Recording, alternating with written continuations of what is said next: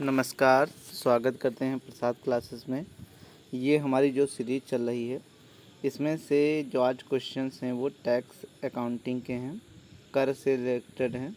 और जो 50 क्वेश्चन हम उस दिन करा चुके थे, उसके आगे की श्रृंखला इस प्रकार है।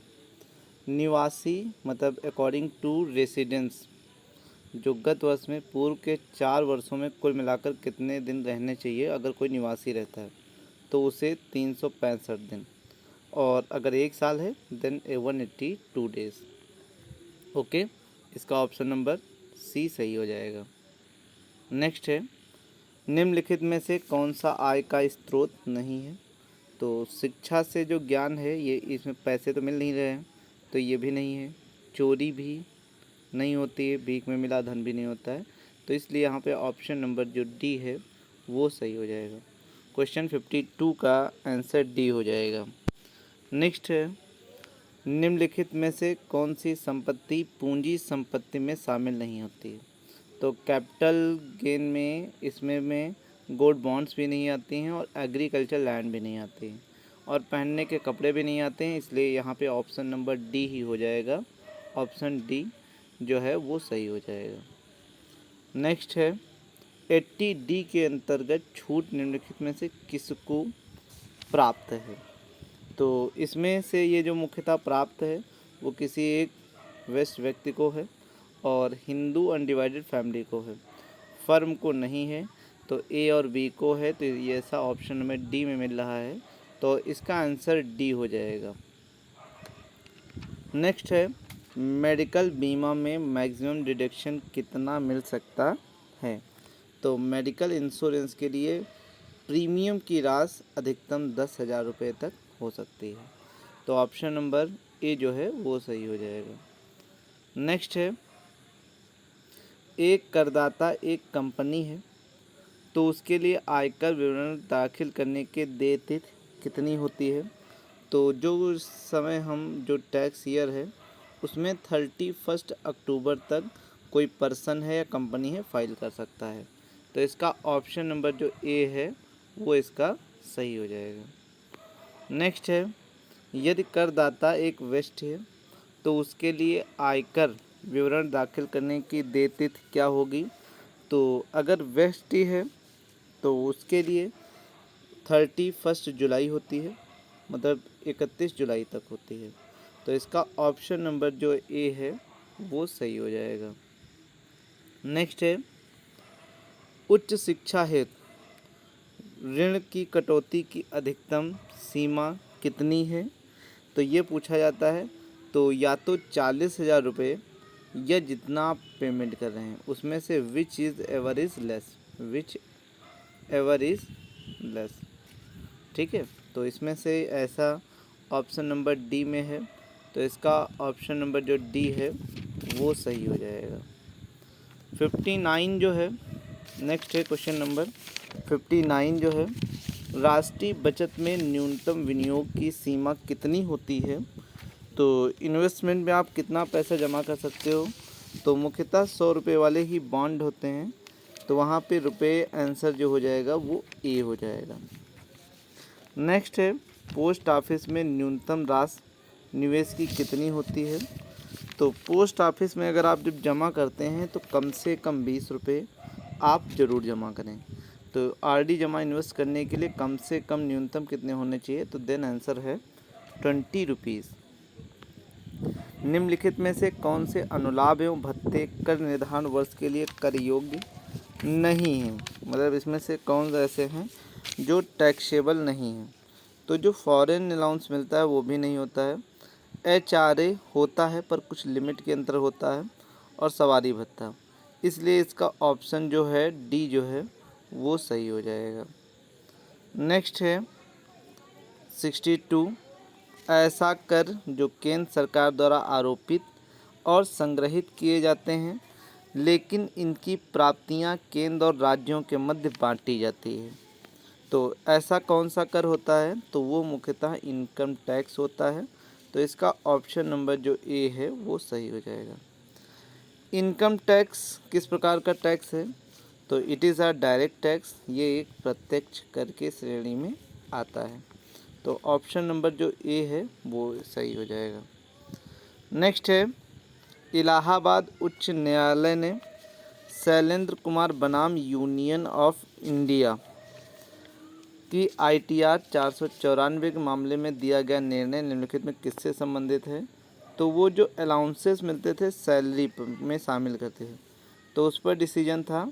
तो ये ऑप्शन नंबर इसका बी जो है वो सही हो जाएगा। नेक्स्ट है, आगरा विश्वविद्यालय किस रूप में कार्य करती है? तो आगरा विश्वविद्यालय एज ए आर्टिफिशियल पर्सन है, तो इसका ऑप्शन नंबर जो डी है वो सही हो जाएगा। नेक्स्ट है, अमूर्त संपत्तियां पेटेंट, ट्रेडमार्क, कॉपीराइट, गुडविल होती हैं, ठीक है, और नो हाउ, फ्रेंचाइजीज एक्सेट्रा, तो इसका ऑप्शन नंबर जो डी है वो सही हो जाएगा। अधिनियम की धारा 27 में स्पष्ट किया गया है, तो 27 में स्पष्ट क्या किया गया है? तो एज ए टैक्स पेयर इंसान को किया गया है, तो इसका ऑप्शन नंबर जो ए है वो सही हो जाएगा। नेक्स्ट है 68, वेतन के आय में धारा 16 के अंतर्गत कटौती कौन सी होती है? तो वेतन के आय में एक स्टैंडर्ड डिडक्शन तो होता ही है, और इंटरटेनमेंट अलाउंस की भी कुछ लिमिट मिलती है, और इसका टैक्सेशन का भी मिलता है, तो इसका ऑप्शन नंबर जो डी है वो सही हो जाएगा, 68 का डी। निम्नलिखित में कौन सा वाद नियंत्रण एवं प्रबंधन से संबंधित है? तो कौन सा है? तो ये 69 का ऐसा है, तो ये सुबह या चैल्टर वर्सेस CIT था, तो इसका था, और 1951 है, तो इसका ऑप्शन नंबर जो ए है वो सही हो जाएगा। नेक्स्ट है,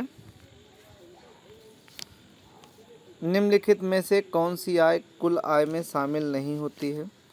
तो टोटल आय में एग्रीकल्चर इनकम टैक्स एग्जेम्प्ट होती है, साझेदार का हिस्सा ऑलरेडी टैक्स लग चुका होता है, और रिलैक्सेशन ट्रैवल पे लगता नहीं है, इसलिए इसका ऑप्शन नंबर डी जो है वो सही हो जाएगा।